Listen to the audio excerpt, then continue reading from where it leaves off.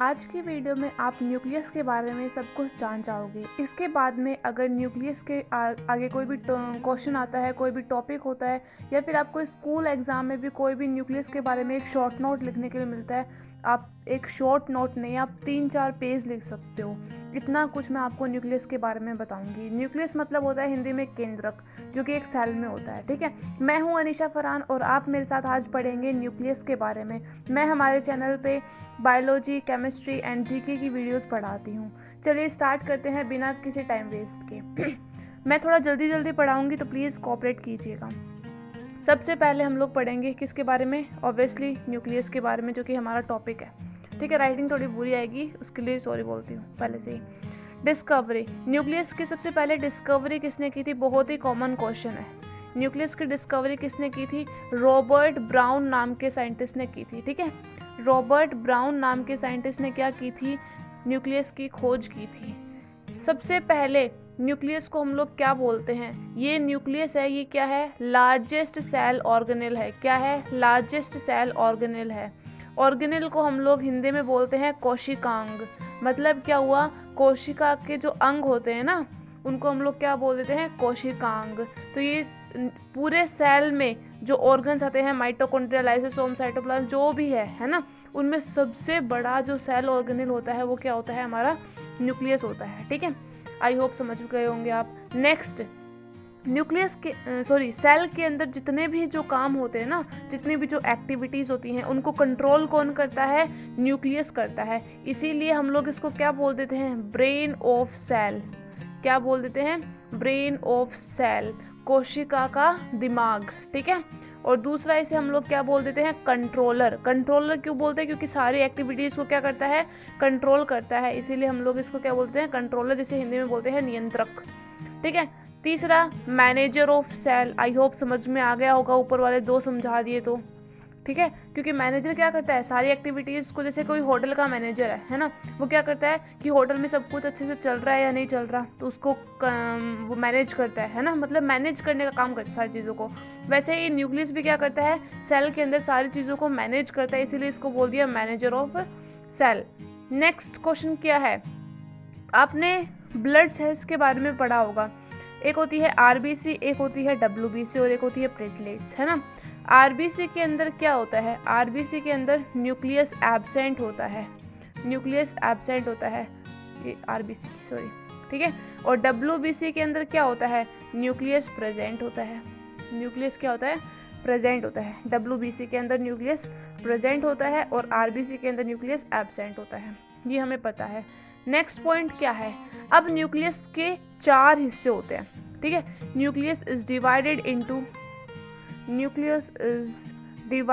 Into 4 parts.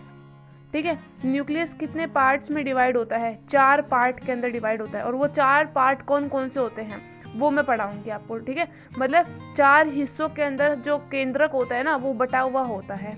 ठीक है, next क्या है? पहला पार्ट कौन सा होता है? पहला पार्ट होता है इसका न्यूक्लियर एनवलप। ठीक है, न्यूक्लियर एनवलप, और इस एनवलप को ही हिंदी में एक और नाम दे दिया जाता है मेम्ब्रेन, झिल्ली। ठीक है, न्यूक्लियर मेम्ब्रेन। जैसे कि ये कोई न्यूक्लियस है ना, न्यूक्लियस के चारों तरफ क्या होती है? एक मेम्ब्रेन होती है, एक झिल्ली होती है, जो कि क्या करती है? न्यूक्लियस को प्रोटेक्ट करने का काम करती है। देखो मैं बनाऊंगी अभी, है ना।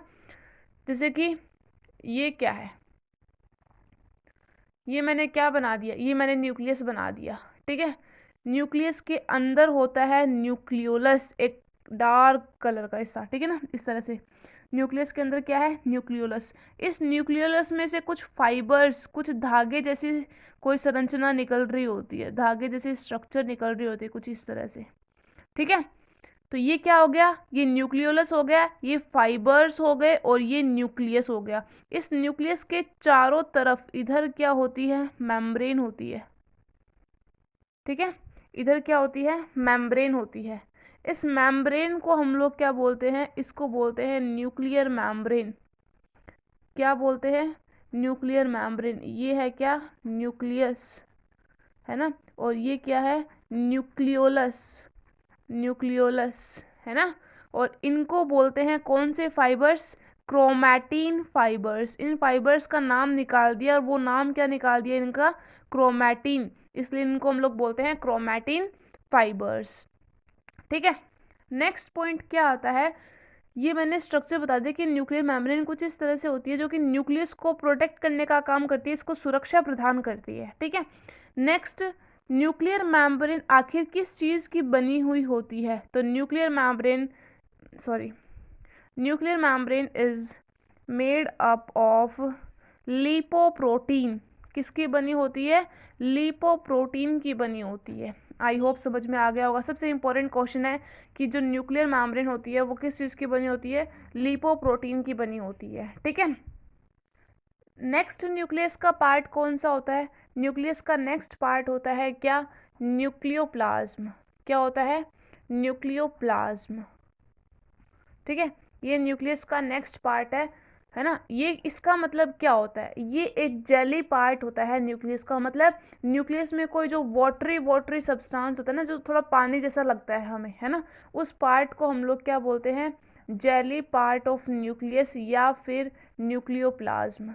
ठीक है, जेली पार्ट ऑफ न्यूक्लियस या फिर न्यूक्लियोप्लाज्म, ये हम लोग बोलते हैं। इसके अंदर क्या होता है? इस न्यूक्लियोप्लाज्म के अंदर क्या होता है? आरएनए एंड प्रोटीन यहाँ पे ही न्यूक्लियोप्लाज्म में ही प्रेजेंट होते हैं।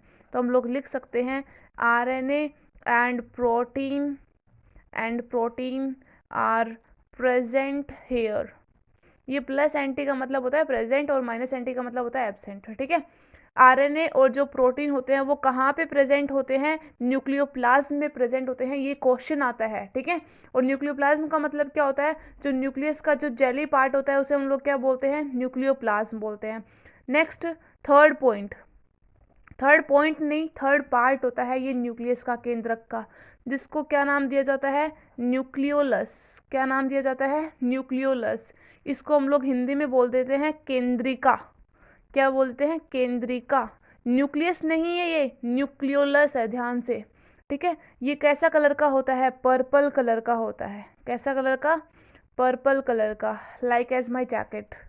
ठीक है, पर्पल कलर का ये होता है, मतलब वॉयलेट कलर। It visible. सबसे पहले मैं आपको ये बता देती हूँ कि जो ये न्यूक्लियोलस है ये सबसे पहले हमें कब दिखाई देता है? जब हमारी सेल, जैसे कि ये हमारी सेल है, इस सेल का जब डिवीज़न होता है, एक सेल से ये दो सेल बन जाते हैं ना इस तरह से, है ना, तब ये डिवीज़न होता है ना, उस टाइम पे ये हमें दिखाई देता है। तो मैं यहाँ पे लिखती हूँ इट विजिबल।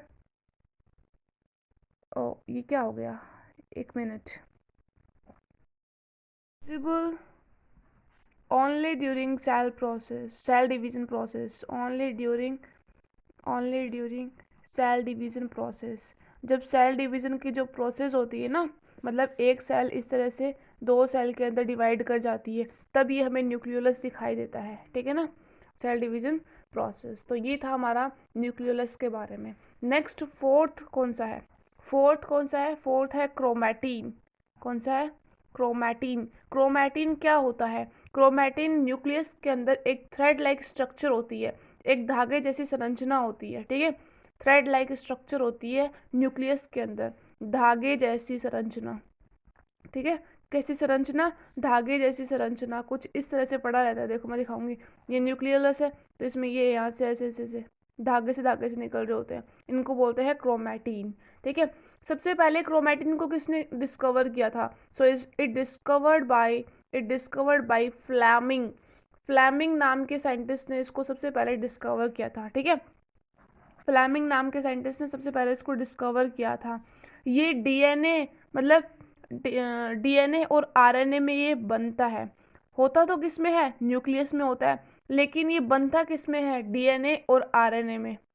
मतलब मैंने सॉरी गलत बोल दिया, मुझे बोलना ये था कि DNA and RNA are formed here. मतलब क्रोमैटिन के पास बनते हैं कौन? डीएनए और आरएनए।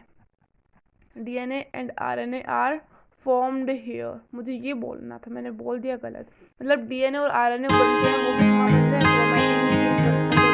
ठीक है, और डीएनए और आरएनए हमें पता है क्या है? हमारी न्यूक्लिक एसिड है ना, न्यूक्लियस के अंदर न्यूक्लिक एसिड प्रेजेंट होते हैं। और न्यूक्लिक एसिड को किसने डिस्कवर किया था? न्यूक्लिक एसिड को डिस्कवर किया था? It discovered by Friedrich Miescher. Friedrich Miescher नाम के साइंटिस्ट ने किसको डिस्कवर किया था? न्यूक्लिक एसिड को। क्वेश्चन यही आएगा कि न्यूक्लिक एसिड को किसने डिस्कवर किया था? तो किसने किया था? फ्रेडरिक मिशर नाम के साइंटिस्ट ने। न्यूक्लिक एसिड दो तरीके के होते हैं, एक होता है डीएनए और एक होता है आरएनए। एक होता है डीएनए और एक होता है आरएनए। ठीक है, अब हम लोग किसके बारे में पढ़ेंगे? अब हम लोग पढ़ेंगे डीएनए और आरएनए के बारे में। सबसे पहले हम लोग दोनों को इनको पार्ट्स के अंदर डिवाइड कर देते हैं, इधर डीएनए। ठीक है, डीएनए की फुल फॉर्म सबको पता है। डीएनए की फुल फॉर्म होती है डीऑक्सीराइबो न्यूक्लिक एसिड।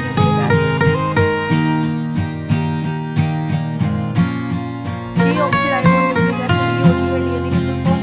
और आरएनए की फुल फॉर्म होती है राइबोज न्यूक्लिक एसिड। और क्वेश्चन ये आता है कि डीएनए के अंदर कौन सी शुगर प्रेजेंट होती है? डीऑक्सीराइबोज और आरएनए के अंदर राइबोज। ठीक है, आगे समझते हैं। दोनों के दोनों एक बायोमोलिक्यूल है। ये क्या है? ये एक बायोमोलिक्यूल है। ठीक है, क्या है? बायोमोलिक्यूल है। और ये भी क्या है? ये भी एक बायोमोलिक्यूल है। ठीक है, ये भी एक बायोमोलिक्यूल है। आगे समझ में, दोनों के दोनों क्या है? दोनों के दोनों पॉलीन्यूक्लियोटाइड है। समझ में आ जाएगा थोड़ी देर बाद में कि पॉलीन्यूक्लियोटाइड का मतलब क्या होता है। ठीक है, बहुत अच्छे से समझाऊंगी जब इसका डिफरेंस करवाऊंगी। दोनों के दोनों क्या है? पॉलीन्यूक्लियोटाइड है। ठीक है, कितना समझ में आ गया होगा? आगे वाले पेज पे देखते हैं। नेक्स्ट है, डीएनए के अंदर एक मॉडल दिया गया था। उस मॉडल का नाम क्या था? Double helix model. Double helix का मतलब होता है द्विकुंडलीय। ठीक है, और ये मॉडल सबसे पहले किसने दिया था? This model was given by Watson and Crick नाम के साइंटिस्ट ने ये वाला मॉडल दिया था। ठीक है ना, अगर क्वेश्चन आए कि न्यूक्लिक एसिड को डिस्कवर किसने किया था, तो किसने किया था? फ्रेडरिक मिशर ने। अगर क्वेश्चन आए कि डीएनए का डबल हेलिक्स मॉडल किसने दिया था, तो आएगा वॉटसन एंड क्रिक नाम के साइंटिस्ट ने। डबल हेलिक्स मॉडल का मतलब क्या होता है कि जो डीएनए होता है उसकी स्ट्रक्चर आपने ऐसे बनी हुई देखी होगी कहीं पे भी, है ना? तो ये है एक डबल हेलिक्स, मतलब एक हेलिक्स इधर से आई और एक हेलिक्स इधर से आई, तो ये डबल हेलिक्स हो गया, है ना? इसी को हम लोग बोलते हैं डबल स्ट्रैंडेड डीएनए। ठीक है ना, इसी को ही हम लोग बोलते हैं डबल स्ट्रैंडेड, क्योंकि एक स्ट्रैंड इधर है, एक स्ट्रैंड इधर है। इस वाले को बोलते हैं हम लोग क्या? इस वाले को हम लोग बोलते हैं W strand, W for Watson. और इस वाले को बोलते हैं हम लोग सी स्ट्रैंड। वो आगे आपको बताऊंगी। लेकिन वहीं पे आरएनए के अंदर अगर हम लोग देखें तो इसका जो हेलिक्स होता है वो सिंगल हेलिक्स होता है। ठीक है, सिंगल हेलिक्स होता है, एक कुंडलीय। अब एक कुंडलीय का मतलब क्या होता है? एक कुंडलीय का मतलब होता है कि इसकी जो स्ट्रक्चर है वो कुछ इस तरह से दिखाई देगी, इधर वाला बैंड नहीं रहेगा। ठीक है, या फिर स्ट्रैंड नहीं रहेगा। और ये वाला जो सिंगल हेलिक्स स्ट्रक्चर है ये किसने दी? अगेन फ्रेडरिक मिशर ने दी। फ्रेडरिक मिशर, जिन्होंने क्या किया था? जिन्होंने न्यूक्लिक एसिड को डिस्कवर किया था। आई होप समझ में आ गया होगा। नेक्स्ट पॉइंट देखते हैं। नेक्स्ट पॉइंट क्या है? DNA is present in nucleus. अब ये पूछ रहा है कि डीएनए न्यूक्लियस में तो प्रेजेंट होता ही होता है, साथ में और ऐसे सेल के कौन से ऑर्गेनेल्स हैं जहाँ पे डीएनए प्रेजेंट होता है? तो मैं यहाँ पे लिख रही हूँ DNA is present in nucleus. Next है माइटोकॉन्ड्रिया। माइटोकॉन्ड्रिया में भी क्या होता है? डीएनए होता है। माइटोकॉन्ड्रिया के पास खुद का डीएनए होता है, इसीलिए माइटोकॉन्ड्रिया को हम लोग क्या बोलते हैं? Semi autonomous body. ठीक है, नेक्स्ट है क्लोरोप्लास्ट। जो प्लांट के अंदर जो क्लोरोप्लास्ट होता है ना, जहाँ पे क्लोरोफिल बनता है, क्लोरोप्लास्ट को हिंदी में बोलते हैं हरित लवक, है ना? इसी के थ्रू तो प्लांट्स खाना बनाते हैं, इसके पास भी खुद का डीएनए होता है। ठीक है। तो खुद का डीएनए किस किस के पास होता है, न्यूक्लियस के पास होता है, माइटोकॉन्ड्रिया के पास होता है और क्लोरोप्लास्ट के पास होता है। लेकिन वहीं पे अगर आरएनए देखें तो RNA RNA is present in nucleus, RNA is present in nucleus, nucleus के अंदर तो होता ही होता है, साथ में साइटोप्लाज्म होता है ना, साइटोप्लाज्म उसके अंदर भी आरएनए प्रेजेंट होता है ठीक है, उसके अंदर भी आरएनए प्रेजेंट होता है। आगे समझ में। अब देखो नेक्स्ट जो चीज़ है वो ये है पता नहीं गले में क्या हो रहा है। नेक्स्ट है कि जो डीएनए होता है उसके अंदर 2 राइबोज शुगर प्रेजेंट होती हैं 2 राइबोज शुगर प्रेजेंट होती हैं, लेकिन जो आरएनए होता है उसमें सिर्फ एक ही राइबोज शुगर प्रेजेंट होती है, एक ही राइबोज शुगर प्रेजेंट होती है। राइबोज का मतलब होता है कि जिसमें 5 कार्बन हो, और जिसमें 5 कार्बन होते हैं उस शुगर को हम लोग बोलते हैं पेंटोज शुगर। क्या बोलते हैं? Pentose sugar. एक देखो डीएनए के अंदर कौन सी शुगर प्रेजेंट होती है? पहली बात तो पेंटोज शुगर। अब पेंटोज शुगर कैसे?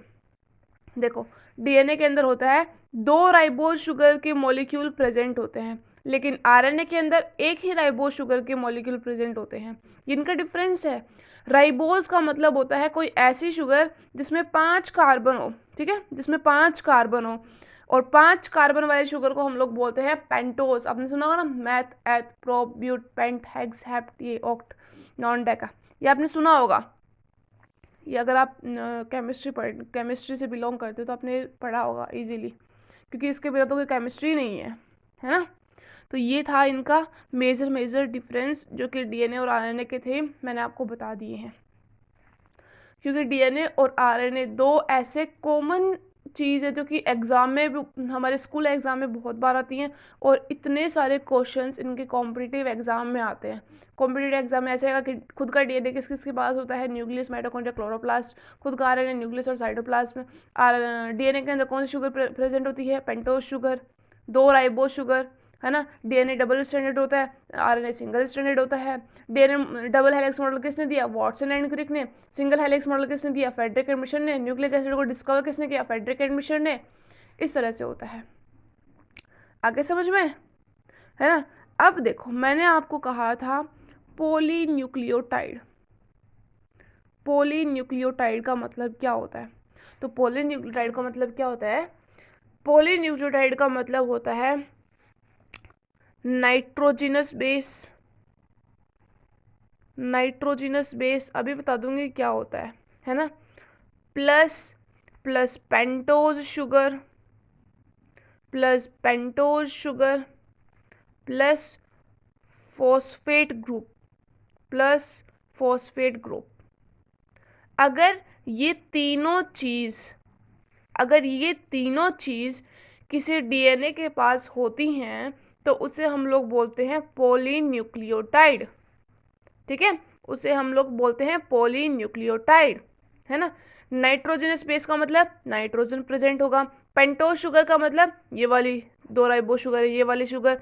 फॉस्फेट ग्रुप मतलब P4, फॉस्फोरस प्रेजेंट होगा। फॉस्फोरस हमारी बॉडी में कहाँ पे होता है? हमारे दांतों में होता है ना। इसी तरीके से एक होता है पॉलीन्यूक्लियोसाइड। पॉलीन्यूक्लियोसाइड, इसमें था टाइड, इसमें है साइड। अब T4 3 इसमें 3 कंपोनेंट्स प्रेजेंट है, लेकिन इसमें साइड आ रहा है तो इसमें सिर्फ 2 ही कंपोनेंट प्रेजेंट होंगे। एक होगा कौन सा? Nitrogenous base. एक होगा नाइट्रोजिनस बेस और दूसरा कौन सा होगा? Pentose sugar. Pentose sugar. तो क्वेश्चन ये आ सकता है कि पॉलीन्यूक्लियोटाइड और पॉलीन्यूक्लियोसाइड को डिफरेंस अगर करना हो तो उनमें कैसे करेंगे? एक में फॉस्फेट ग्रुप प्रेजेंट होता है, एक में फॉस्फेट ग्रुप एब्सेंट होता है, इस तरीके से, ठीक है। और वो किस में होता है वो मैंने लिख रखा है, आप देख सकते हो इजीली, है ना। अब हम लोग क्या करेंगे? अब हम लोग करेंगे कि पॉलीन्यूक्लियोटाइड ये 3 कंपोनेंट्स के बने हुए हैं, तो सबसे पहले हम लोग इस नाइट्रोजनस बेस के बारे में पढ़ेंगे कि ये नाइट्रोजनस बेस का मतलब क्या होता है। मैं ये सब इसलिए पढ़ा रही हूँ क्योंकि ये बायोलॉजी के कॉमन क्वेश्चंस बनते हैं सारे एग्जाम्स में। यही से क्वेश्चन आएंगे, आपके नाम सुने हुए हैं लेकिन आपको पता नहीं है, अब आपको पता भी चल जाएगा इसका मतलब क्या होता है। अब देखो इधर, नाइट्रोजिनस बेस। नाइट्रोजिनस बेस के बारे में हम लोग पढ़ रहे हैं। नाइट्रोजिनस बेस दो टाइप के होते हैं, दो प्रकार के होते हैं। एक होता है प्यूरिन, एक होता है प्यूरिन और एक होता है पिरिमिडिन। ये सब मैं इंग्लिश में इसलिए लिख रही हूँ क्योंकि इनका हिंदी कुछ होता ही नहीं है। मैं जो इंग्लिश में बोल रही हूँ उसी को आप हिंदी में लिख लो, बस इतना ही है। जो जहाँ पे अलग से हिंदी आएगी मैं आपको लिखा दूंगी, जैसे क्लोरोप्लास्ट की आई थी, हरित लवक, है ना, वो मैं सब लिखा दूंगी आपको। नाइट्रोजनस बेस दो टाइप का होता है, एक होता है प्यूरिन और एक होता है पिरिमिडिन। जो प्यूरिन होता है इसमें दो कंपोनेंट होते हैं, एक होता है एडेनिन, एक होता है एडेनिन और दूसरा होता है ग्वानिन, ग्वानिन, ठीक है। लेकिन वहीं पे अगर जो पिरिमिडिन होता है उसमें तीन कंपोनेंट होते हैं, एक होता है साइटोसिन, साइटोसिन, दूसरा होता है थाइमीन, थाइमीन और तीसरा होता है क्या, यूरेसिल, यूरेसिल।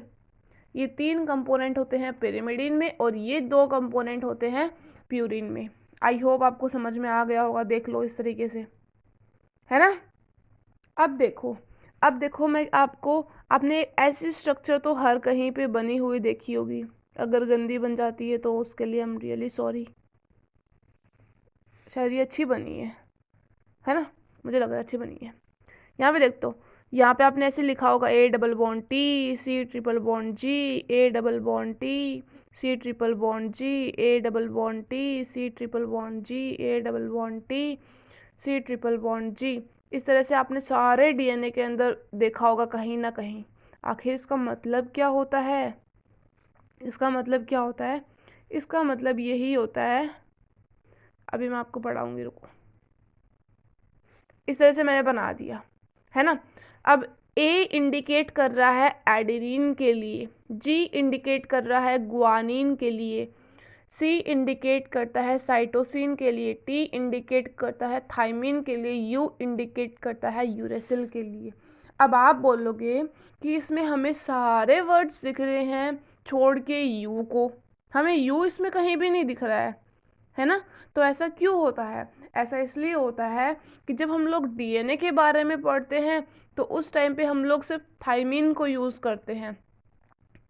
थाइमिन को यूज़ करेंगे ए के साथ, है ना। लेकिन वहीं पे अगर हम लोग आरएनए के बारे में कोई स्ट्रक्चर बनाते हैं तो उस टाइम पे हम लोग एडेनिन के साथ यूरेसिल को यूज़ करेंगे, ना कि थाइमिन को, ठीक है। अभी डीएनए के जब टाइम आता है तो उस पर तो हम लोग लिखते हैं ए डबल बॉन्ड टी, लेकिन वहीं पे अगर आप आरएनए के स्ट्रक्चर बनाओगे तो उसमें लिखोगे ए डबल बॉन्ड यू।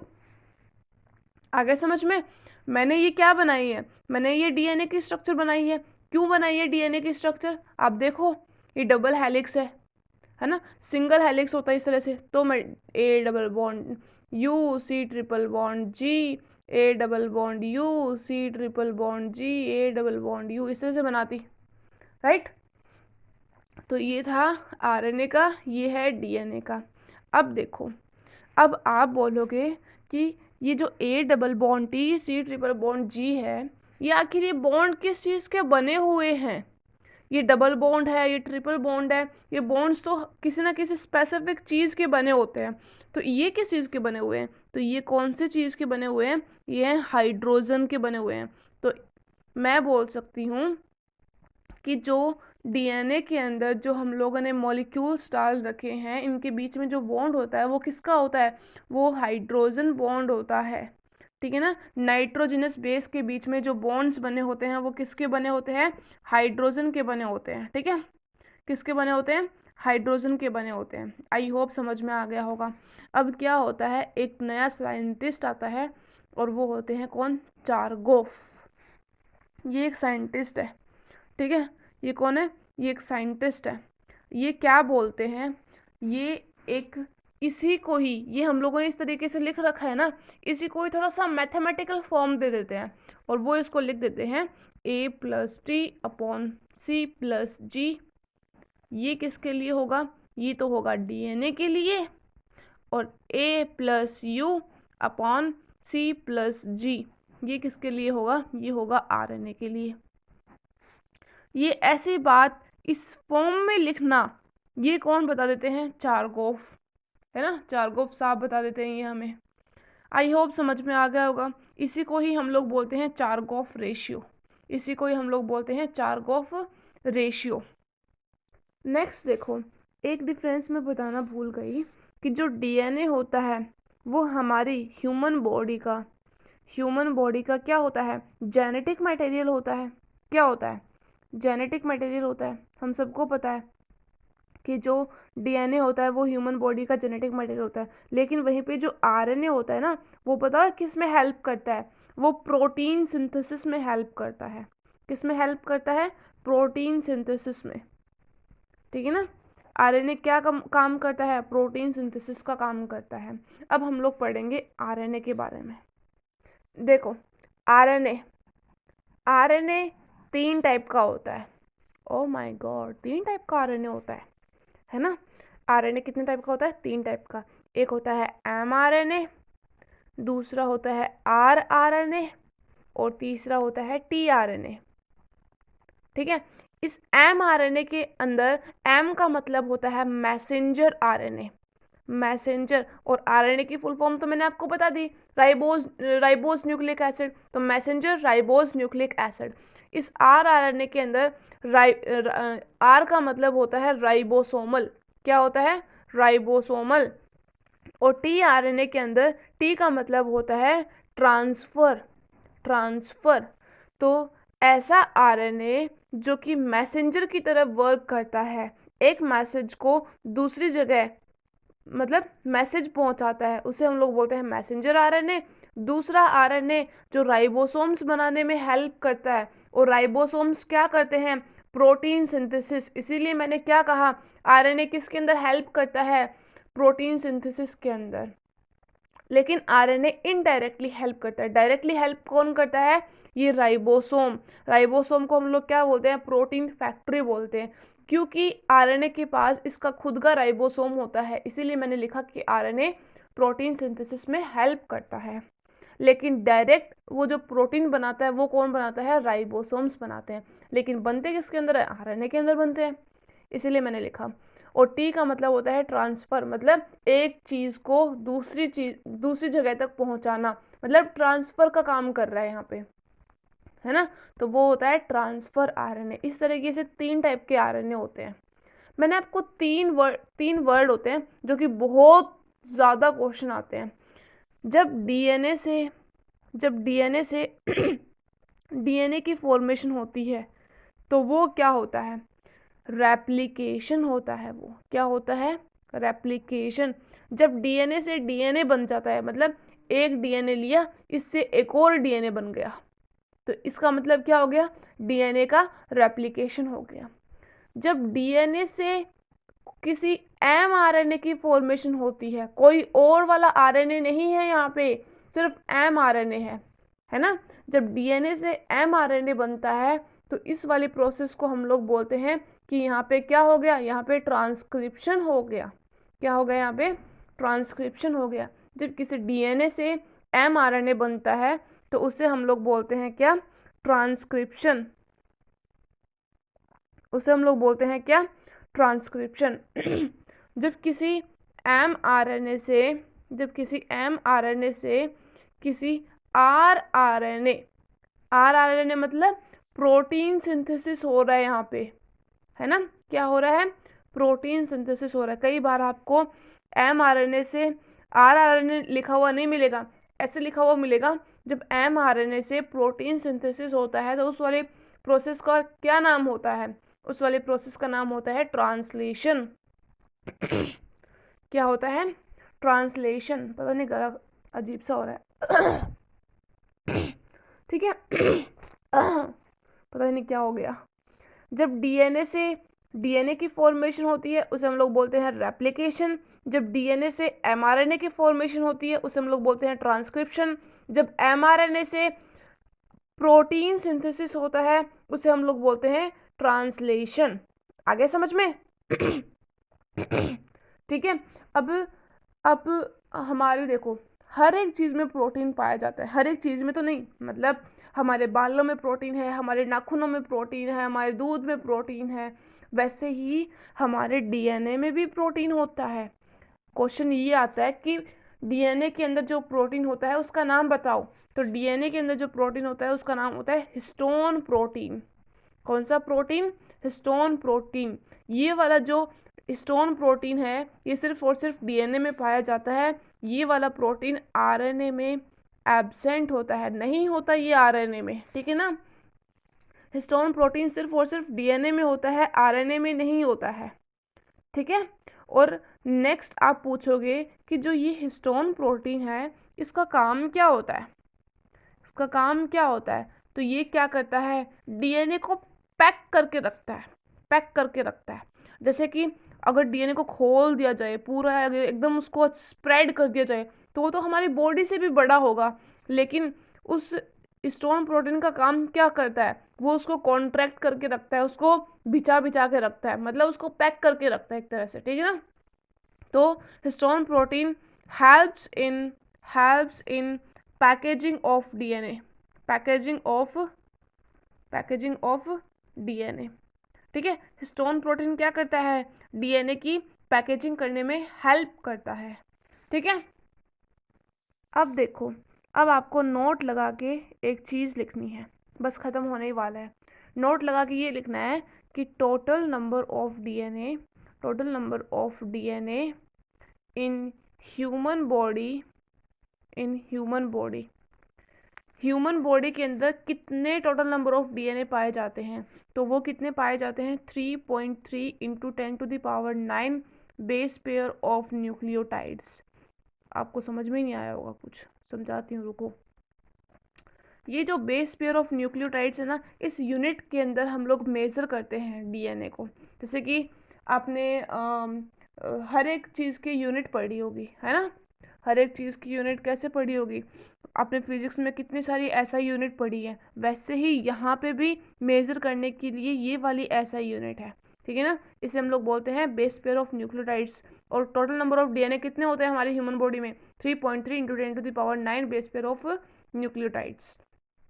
आगे समझ में? नेक्स्ट, आपने एक वर्ड सुना होगा, उस वर्ड को बोलते हैं हम लोग न्यूक्लियोसोम, है ना। न्यूक्लियोसोम 12th क्लास की एनसीईआरटी में उसकी स्ट्रक्चर भी बनी हुई है न्यूक्लियोसोम की, ठीक है। तो न्यूक्लियोसोम क्या होता है? डीएनए पैकेजिंग की यूनिट होती है, ठीक है। क्या होती है? यूनिट फॉर डीएनए पैकेजिंग, ठीक है ना। न्यूक्लियोसोम क्या होता है? डीएनए पैकेजिंग की यूनिट होती है। क्या होती है? न्यूक्लियोसोम। आज के लिए इतना ही है।